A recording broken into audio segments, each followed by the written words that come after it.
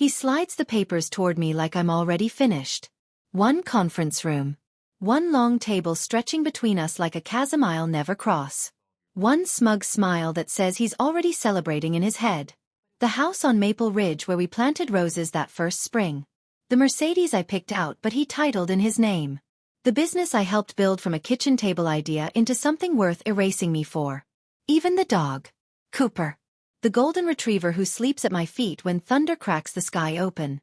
He wants everything. His lawyer, a woman in a slate gray suit with lips pressed into a thin professional line, taps the contract with one manicured nail. The sound echoes. Tap, tap, tap. Like a countdown I can't stop. We believe this represents a fair division of assets, she says, not looking at me. Not once. Fair. The word hangs in the air like smoke from a fire I didn't start but somehow got blamed for. His mother sits beside him, spine straight, pearls gleaming under the fluorescent lights. She reaches over and squeezes his arm. Once. Twice. A gesture that says I'm proud of you for finally taking control. Behind them, in the second row of chairs no one thought we'd need, sits Michelle. My best friend. The woman who introduced us at that rooftop party 7 years ago. The one who held my hand through every rough patch and told me marriage was about compromise. She won't meet my eyes either. She's here as a character witness. For him. The air conditioning hums. Someone coughs.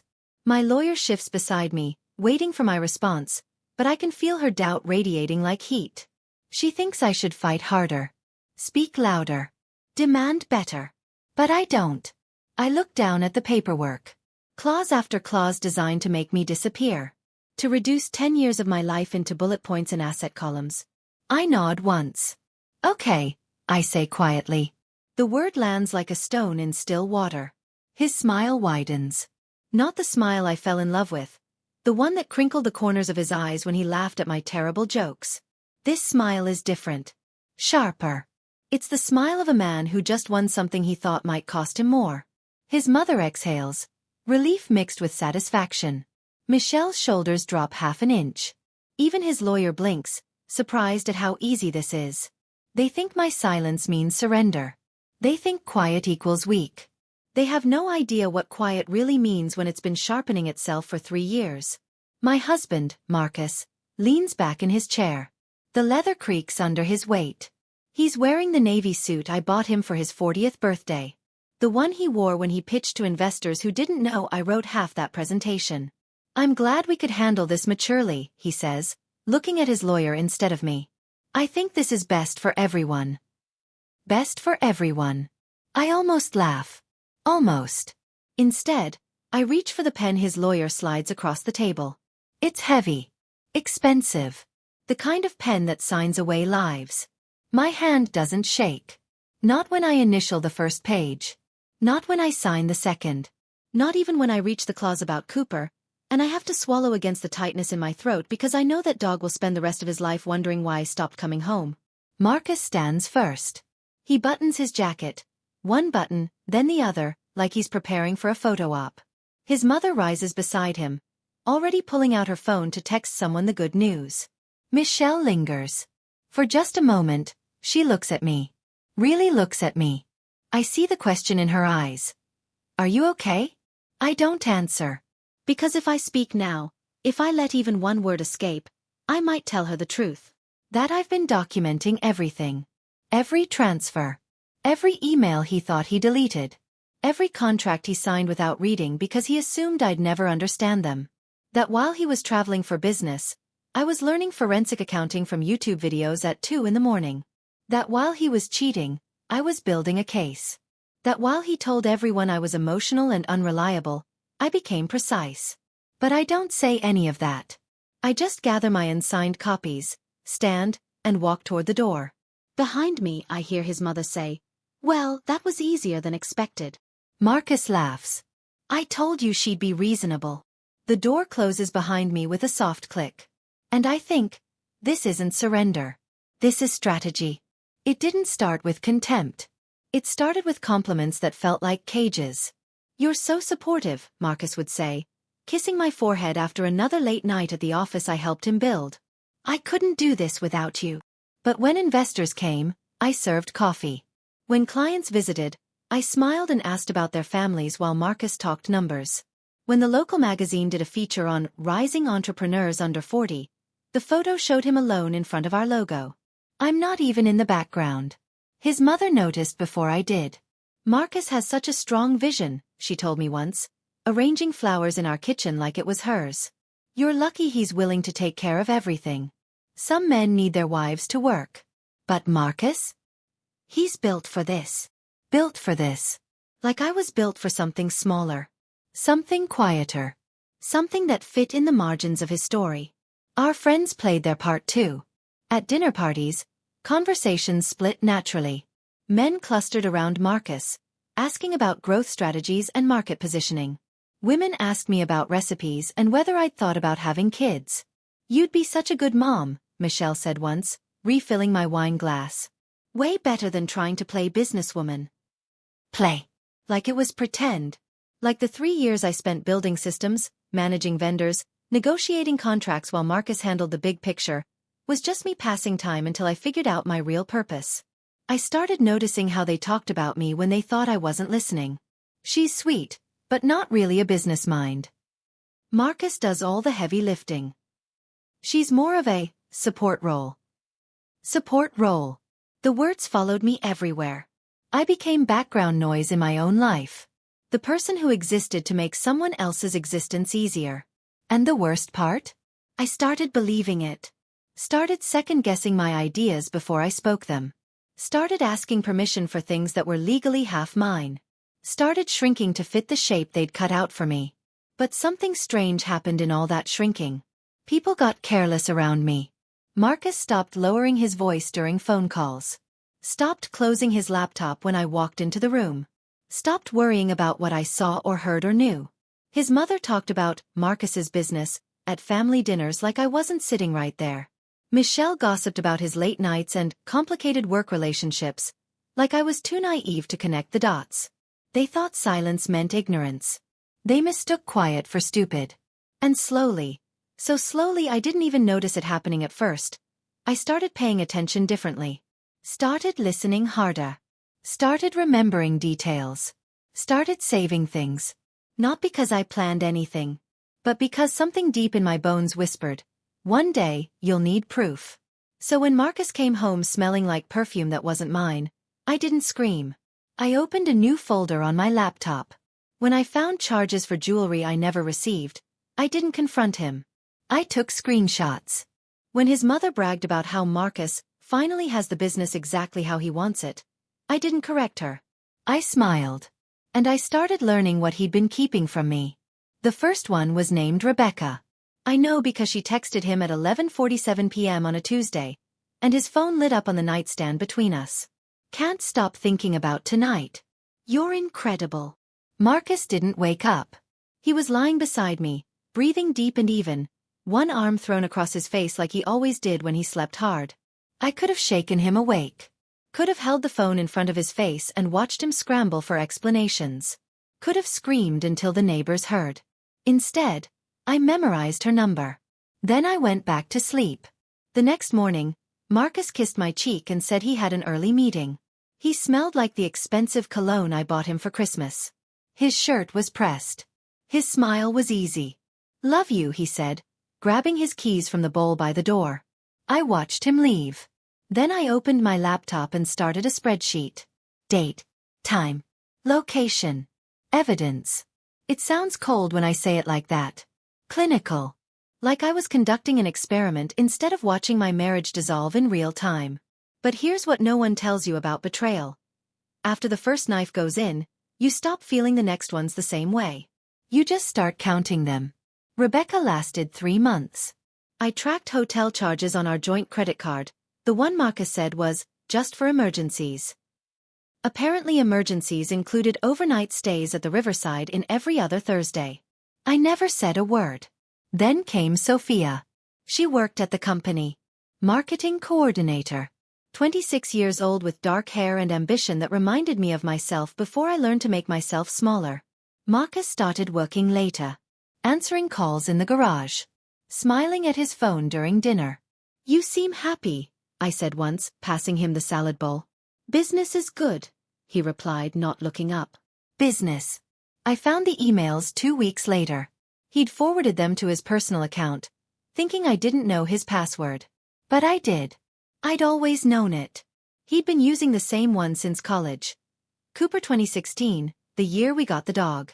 The emails weren't just flirting. They were plans. Weekend trips. Late-night confessions. Promises about when things settle down. When things settle down. Like I was a problem waiting to be solved. I printed every single one. Stored them in a folder behind my winter coats where Marcus would never think to look. Still I said nothing. Because every time I thought about confronting him, I remembered what happened to Karen. Karen from book club. Karen whose husband cheated. Karen who screamed and cried and threw his clothes on the lawn. Karen whose husband told everyone she was unstable. Karen who ended up with supervised visitation and a reputation that followed her to the grocery store. No, I wouldn't be Karen. So when Marcus came home smelling like someone else's perfume, I asked how his day was. When he bought jewelry I never received, I smiled and said the budget looked fine. When his mother made pointed comments about how marriage requires trust, I nodded and poured more tea. And when Michelle, my best friend Michelle, started getting vague about girls' nights, started checking her phone too often, started saying things like, Marcus is under so much pressure. I knew. She knew about the affairs. Maybe she'd even met them. But she'd chosen his story over my truth. I added her name to the list too. Not for revenge. For clarity. Because I was learning something important. People reveal who they are when they think you're not paying attention. Marcus revealed he was reckless. His mother revealed she'd protect him no matter what. Michelle revealed loyalty had conditions. And I revealed nothing. Because silence, I was learning, was the most dangerous weapon I had. They just didn't know I was sharpening it. I learned forensic accounting from a woman named Dr. Patricia Chen. I never met her. She doesn't know I exist. But her YouTube channel, uploaded every Tuesday at 6 a.m., taught me how to trace money through shell accounts, how to identify suspicious transfers, how to read expense reports for patterns that don't make sense. I watched her videos at 2 a.m. while Marcus slept beside me. Headphones in. Screen brightness turned down. Learning how to decode the business he said was too complicated for me to understand. Turns out, it wasn't. The company, Vertex Solutions, was registered as an LLC. Marcus owned 60%. I owned 40%, a detail he conveniently forgot when introducing himself as founder and CEO. But here's what Dr. Chen taught me. Ownership isn't just about percentages. It's about infrastructure. And I'd built most of ours. The vendor management system? I'd set it up, registered under my email, my credentials, my digital signature. The client database? I'd migrated it from spreadsheets to cloud software, paying the subscription with the business account I still had access to. The partnership agreements with our 3 biggest clients? I'd negotiated them. My name was on the contracts as co-signatory. Marcus handled vision and sales. I handled operations and execution. Which meant Vertex Solutions could survive without him. But it couldn't survive without me.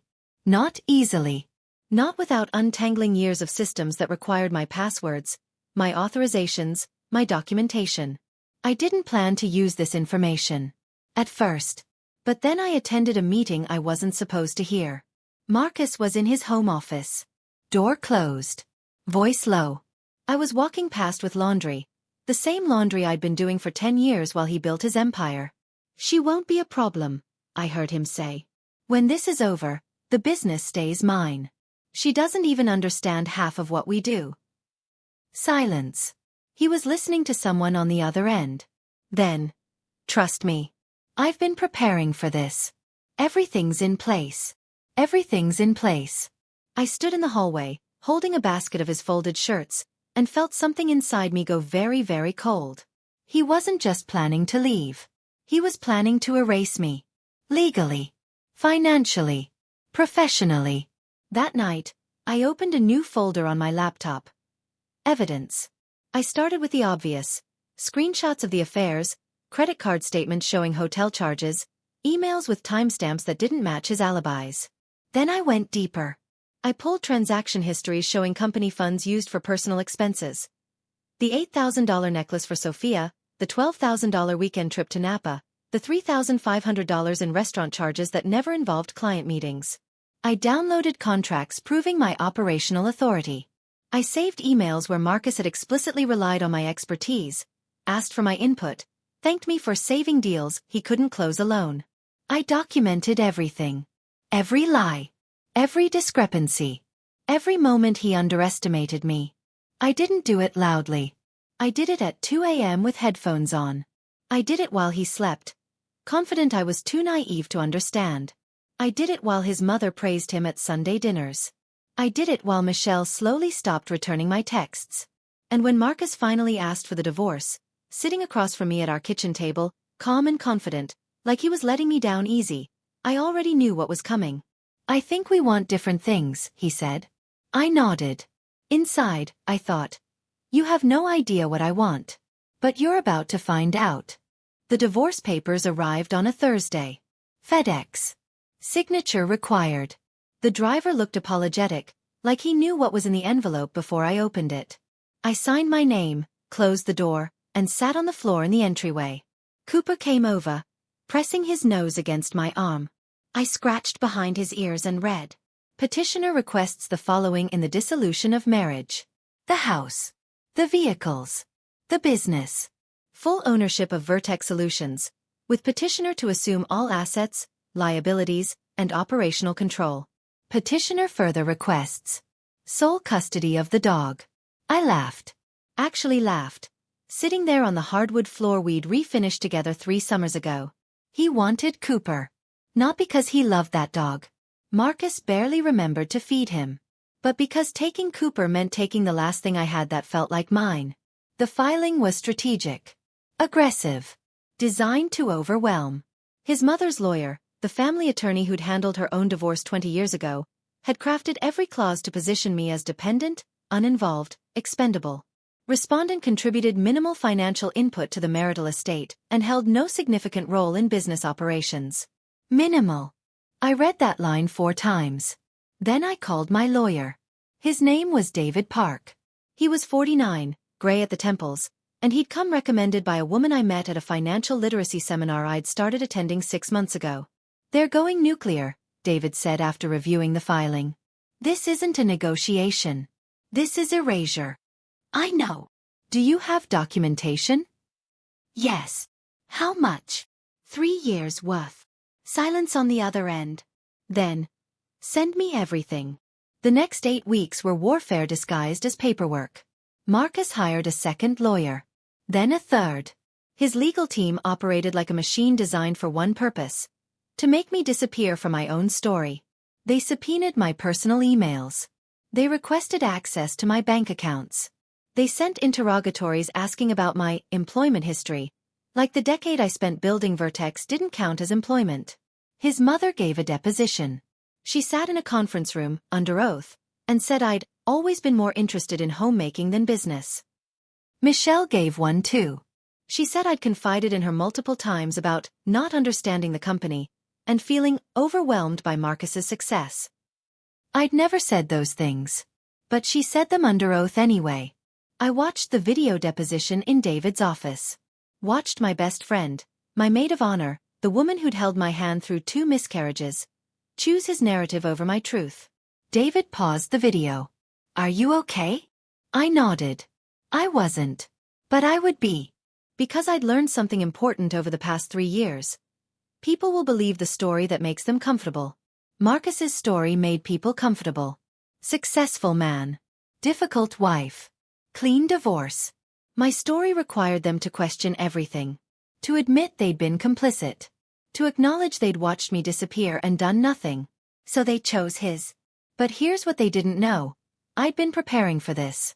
While Marcus celebrated early victories, motions granted, assets frozen in his favor, I was building something bigger. Every deposition that dismissed me created a contrast. Every claim that I didn't understand the business set up the moment when I proved I understood it better than he did. Every lie they told under oath became evidence of a larger pattern. David looked at me across his desk, surrounded by boxes of documentation I'd provided. This is the most thorough case file I've seen in 20 years, he said quietly. If we play this right. We will, I said. Because I'd spent 3 years being underestimated. Now I was going to let them underestimate me one more time. In court. Where it would cost them everything. Marcus bought a new watch. Rolex. Submariner. The kind that costs more than most people's cars. He wore it to our preliminary hearing, letting it catch the light when he gestured, when he signed documents, when he shook his lawyer's hand like they'd already won. Celebrating a little early, aren't we? David muttered beside me. I said nothing. But I noticed everything. The watch. The confidence. The way Marcus leaned back in his chair during proceedings like he was watching a movie where he already knew the ending. His mother attended every hearing. Front row. Pearls and judgment. She'd nod whenever his lawyer spoke, shake her head whenever mine did. Michelle stopped coming after the second hearing. Too uncomfortable. Maybe. Or maybe she'd served her purpose. Character witness turned ghost. The legal system moved like concrete hardening. Slow. Inevitable. Every motion Marcus filed seemed to solidify his version of reality. Motion to freeze joint accounts. Granted. Motion to restrict my access to business records. Granted. Motion to expedite proceedings. Granted. David fought back, but I could see the doubt creeping into his eyes during our strategy sessions. They're railroading this, he said once, loosening his tie in his office at 7 p.m. The judge is giving them everything. Good, I said. He looked at me like I'd lost my mind. Let them think they're winning, I continued. Let them get comfortable. Because I'd learned something living with Marcus for 10 years. Arrogant people make mistakes when they think they've already won. At night, alone in the apartment I'd rented with money from an account Marcus didn't know existed, I continued preparing. I organized evidence into timelines. Cross-referenced bank statements with emails. Built a narrative so airtight that every piece of documentation supported the next. David had asked for everything. I'd given him 3 years of ammunition. But I'd held back the nuclear option. The one piece of evidence I hadn't shown anyone yet. Not even my lawyer. Because timing, I'd learned, was everything. I couldn't sleep most nights. I'd lie awake listening to the apartment above me. A young couple, always laughing, always playing music too loud. Their happiness felt like a memory from someone else's life. Cooper was gone. Marcus had won temporary custody during the preliminary hearings, using my unstable living situation as justification. I missed that dog more than I missed my husband. Some mornings I'd wake up reaching for golden fur that wasn't there, forgetting for half a second that everything had changed. But then I'd remember. And I'd open my laptop. And I'd work. 2 weeks before the final court date, Marcus posted on social media a photo of him and Sophia at some charity gala. Her in a red dress. Him in a tuxedo. Both smiling like they'd won the lottery. The caption. New beginnings. 300 likes. 74 comments. Most of them congratulating him on finding happiness again. I saved the screenshot. Added it to the folder. And waited. Because the thing about people who celebrate too early is this. They forget the game isn't over. They forget someone's still keeping score. David called the day before our final court date. Are you ready? He asked. I looked at the 3 boxes of evidence stacked beside my door. Years of my life reduced to exhibits and testimonies. Yes, I said. He's going to come at you hard tomorrow. His lawyers are vicious. I know. And you're sure about the evidence? No surprises? Nothing that could backfire? I thought about the envelope in my bag. The one I still hadn't told him about. I'm sure. Silence on the other end. Then. Okay. Get some rest tonight. I didn't rest. I sat on my apartment floor, Cooper's old collar in my hands, and I thought about everything I'd lost. And everything I was about to take back. The courtroom smelled like old wood and anxiety. I'd been here 3 times before for preliminary hearings, but this felt different. Final. The kind of different that sits in your chest and makes breathing feel like work. Marcus arrived first. Navy suit. That watch. Sophia beside him in the gallery, her hand on his shoulder until the bailiff asked everyone to sit. His mother sat directly behind him. She didn't look at me. Hadn't looked at me in months. I'd become the mistake her son was correcting. My side of the courtroom was emptier. David. His paralegal.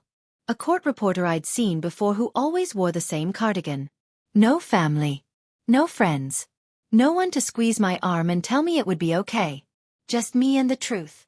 Judge Morrison entered at 9 sharp. She was 63, gray hair pulled back severe, glasses on a chain around her neck. I'd researched her. 26 years on the bench. Reputation for no-nonsense rulings and intolerance for games. We're here for the final dissolution hearing in Anderson versus Anderson, she said, settling into her chair. I've reviewed the preliminary filings. Let's proceed. Marcus's lead attorney stood first. Gerald Hutchins. 60 years old. Silver hair. Voice like expensive whiskey. Smooth, refined, designed to make you trust him. Your Honor, this is a straightforward dissolution. My client built a successful business over the past decade. The respondent, while supportive in a domestic capacity, held no meaningful operational role. We're requesting equitable division of personal assets and full business ownership to my client, who has the expertise and relationships to maintain operations. Supportive in a domestic capacity. I watched Judge Morrison write something down. Gerald continued for 7 minutes. He painted Marcus as the builder, the visionary, the one who took risks while I maintained the home front. He mentioned my lack of formal business education, my limited understanding of complex operations, my emotional instability during proceedings. He was good. I'll give him that. When he finished, Judge Morrison looked at David. Counselor. David stood.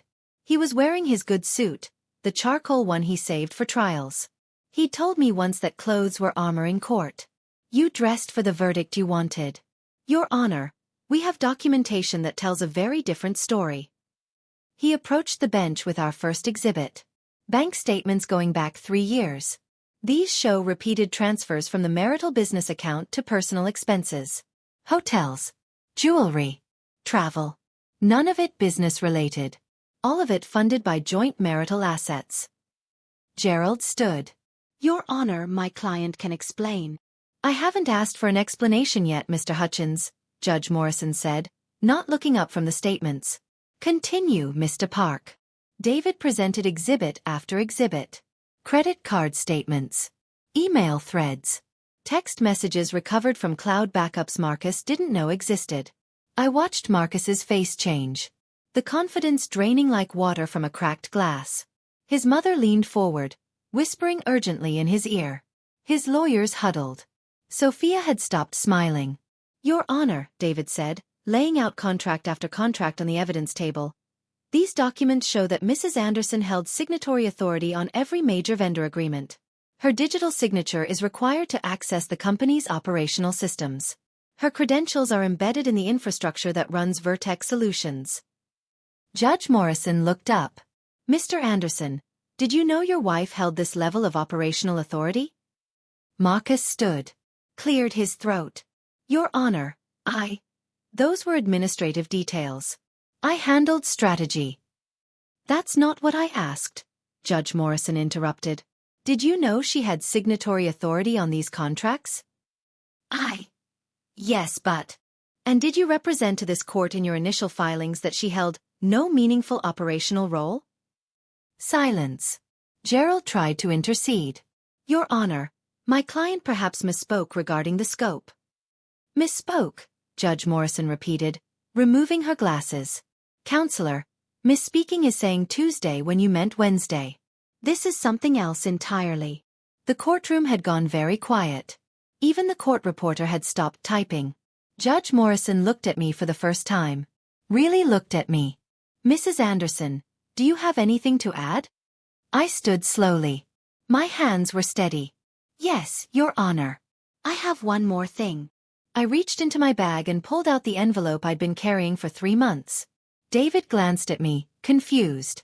We hadn't discussed this. May I approach? I asked. Judge Morrison nodded. I walked to the bench. My heels clicked on the marble floor. Each step echoed. I handed her the envelope. Inside was a single document. Notarized. Dated 18 months ago. A partnership agreement Marcus had signed with a potential investor. An agreement that explicitly stated, Vertex Solutions operates under dual leadership, with Marcus Anderson serving as CEO and Claire Anderson serving as COO with equal operational authority. Equal operational authority. Marcus had signed it. His lawyer had notarized it. And then Marcus had hidden it because it contradicted the narrative he was building. Judge Morrison read it twice. Then she looked at Marcus. Mr. Anderson, would you like to explain why this document wasn't included in your disclosure? Marcus opened his mouth, closed it, looked at his lawyers. Gerald was already flipping through files, searching for something that wasn't there. I don't recall this specific agreement, Marcus finally said. You signed it, Judge Morrison said flatly. 18 months ago. Your signature is notarized. I sign many documents that explicitly contradict your sworn statements to this court. The silence that followed felt like the moment before thunder. When the air pressure changes and you know something's coming. Judge Morrison set the document down carefully. We're going to recess, she said. When we reconvene in 1 hour, Mr. Anderson, you and your counsel will explain to me why I shouldn't hold you in contempt for deliberately misleading this court. Her gavel came down. Marcus didn't move. Couldn't move. He just sat there, watch glinting under the fluorescent lights, while his entire strategy collapsed around him. I walked back to my seat. David leaned over. What the hell was that? That, I whispered, was the truth landing. The recess felt like drowning in slow motion. Marcus and his legal team disappeared into a conference room. Through the small window in the door, I could see Gerald gesturing sharply, his silver hair catching the light. Marcus sat with his head in his hands. His mother paced the hallway, phone pressed to her ear, probably calling her own lawyer. Or their family priest. Someone who could make this go away. Sophia had left. I watched her walk out through the main doors, heels clicking fast, not looking back. David pulled me into an empty jury room. Why didn't you tell me about that document? I needed to be sure, I said. Sure of what? That they'd commit fully to the lie. He stared at me like he was seeing me for the first time. You let them perjure themselves. I let them reveal who they were. Claire. If I'd shown it during discovery, they would have adjusted their strategy. Built a new lie. Explained it away. I met his eyes. But I waited. Let them dig in. Let them swear under oath that I had no operational role. And then I proved they were lying. David sat down hard in one of the jury chairs. Jesus. They underestimated me, I said quietly. Everyone did. You want to know the worst part? I almost let them. When we reconvened, Judge Morrison looked like someone who'd run out of patience for games. Mr. Hutchins, Mr. Anderson, I've reviewed the additional documents your team provided during recess. I've also reviewed the original filing statements. Would either of you like to explain the discrepancies? Gerald stood. His smoothness had cracked.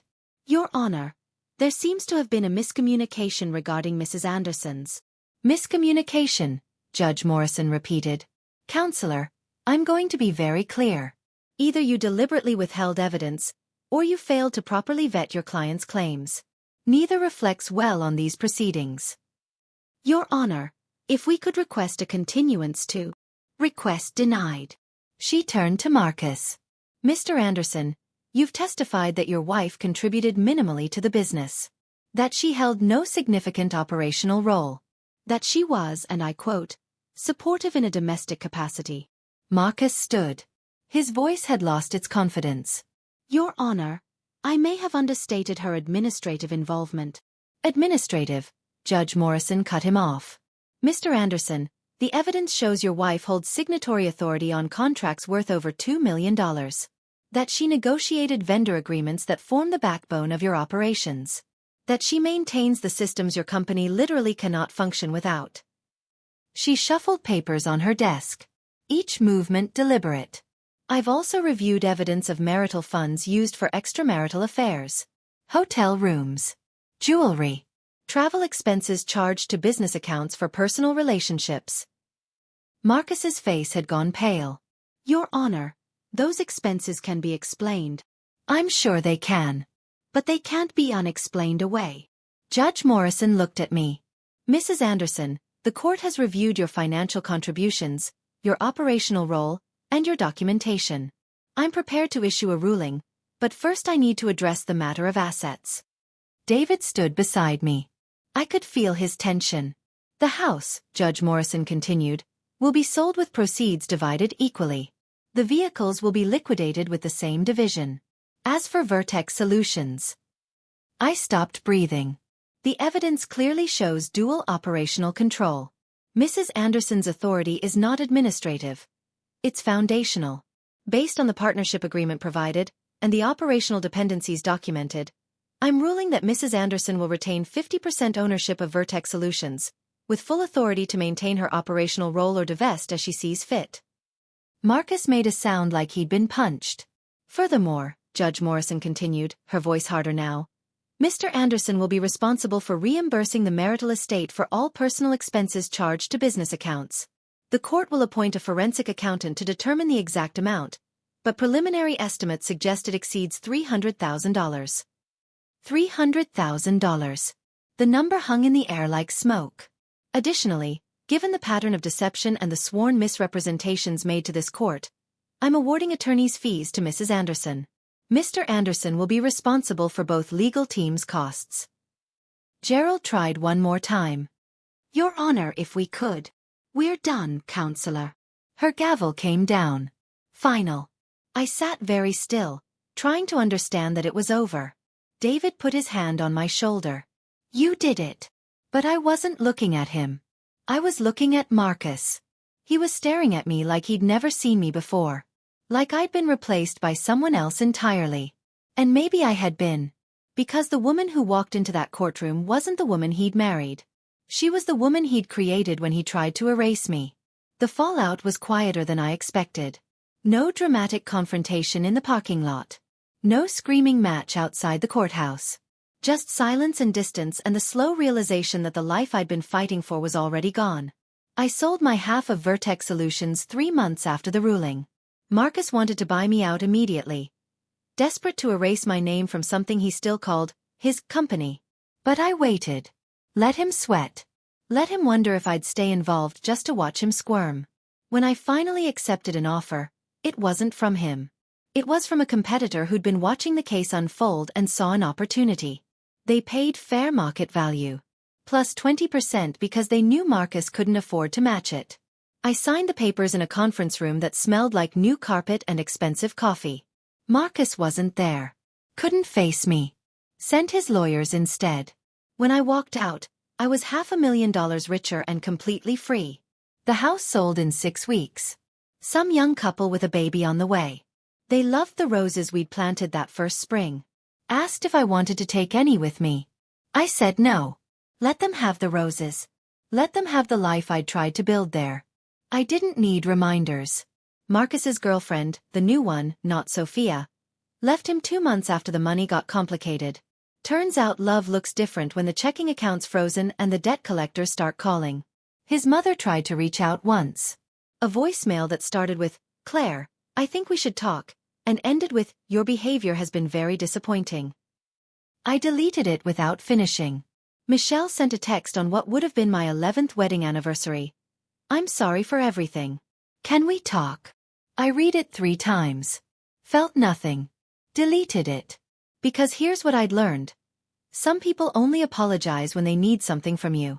When the dust settles and they realize they backed the wrong horse.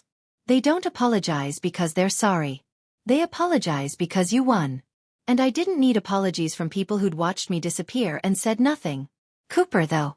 Cooper I got back. Marcus couldn't afford the pet deposit at his new apartment. Couldn't handle the responsibility of another living thing that needed him. So one Saturday morning, he texted, Can you take the dog? I drove 3 hours to pick him up. Cooper was skinnier. His golden fur had lost some of its shine. But when he saw me, he nearly pulled Marcus off his feet trying to get to me. I knelt down and let him lick my face while Marcus stood in his doorway, watching. I would have taken care of him, Marcus said defensively. I didn't respond. Just loaded Cooper into my car and drove away. In my rearview mirror, I watched Marcus get smaller. Standing there alone in the doorway of an apartment he could barely afford, wearing sweatpants instead of suits, looking like exactly what he was. A man who'd lost everything trying to take too much. I didn't feel triumphant. I didn't feel vindicated. I just felt tired. But underneath the tired was something else. Something I hadn't felt in years. Peace. The kind that comes from knowing you survived something designed to destroy you. The kind that comes from choosing yourself when everyone else chose someone easier to believe in. I took Cooper home, our new home, a small house with a yard and windows that let in morning light, and I started rebuilding. Not the life I'd lost. Something better. Something mine. People ask if I regret not fighting louder. If I wish I'd screamed in that first meeting. Thrown papers. Made a scene. Done something that felt more like the revenge stories you see in movies. I don't. Because here's what I learned. The loudest person in the room isn't always the most powerful. Sometimes power is knowing when to be silent. When to let people underestimate you. When to let them build their case on the assumption that you're too small, too weak, too emotional to fight back properly. And then proving every assumption wrong. Marcus took everything in that divorce. Or he tried to. The house. The cars. The business. Even the dog. But here's what he actually took. Responsibility. He took ownership of a business he couldn't run without me. He took debt I'd been protecting him from. He took scrutiny he'd been avoiding. He took a reputation that would follow him to every job interview, every new relationship, every attempt to rebuild what he destroyed. And me? I took my dignity. I took my self-worth. I took proof that I was never the problem. I was just surrounded by people who needed me to be. Today, my life looks nothing like the one I fought for in that courtroom. I don't live in the big house on Maple Ridge. I live in a smaller place with better light and no memories attached to the walls. I don't drive the Mercedes. I drive something practical that I paid for with my own money. I don't run Vertex Solutions. I consult for companies that actually value what I know. And Cooper? He sleeps at my feet when thunder cracks the sky open. Right where he belongs. I rebuilt piece by piece. Not to prove anything to Marcus or his mother or Michelle or anyone else who chose his story over my truth.